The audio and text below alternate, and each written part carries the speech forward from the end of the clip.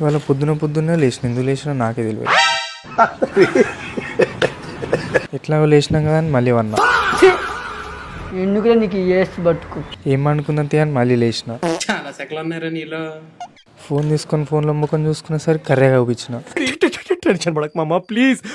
తర్వాత అర్థమైంది నేను చీకట్లు ఉన్నా అని. మా సార్ ఎంత ఇంటెలిజెంట్. తర్వాత లైట్ వేసుకొని చూసినా కానీ కర్రెగా చూపించిన. ఫోన్ ఖరాబ్ అయింది కావచ్చు అని పోయి అద్దంలో చూసుకున్నా కర్రైనా చూపించిన. తర్వాత అర్థమైంది ఖరాబ్ అయింది ఫోన్ కదా నా ముఖం అని. తర్వాత బ్రష్ చేసుకుందాం అని చూసేసరికి పేస్ట్ అయిపోయింది. పెద్ద సమస్య వచ్చి పడిందే. సరేలే స్నానం చేద్దామని చూసేసరికి సోపే లేదు. కాలేజ్ పోదామని మొత్తం రెడీ అయినాక గుర్తొచ్చింది ఇలా కాలేజ్ లేదని. ఎందుకంటే ఇవాళ Ugadi, happy Ugadi to all. ఈ 4 రోజులు ఎంజాయ్ విత్ యువర్ ఫ్యామిలీ. తర్వాత 4 రోజుల తర్వాత మళ్ళీ చెప్పుడే, మళ్ళీ మండే ఉండాలి. ఇంకేం ఉంటా మళ్ళీ. Please do follow.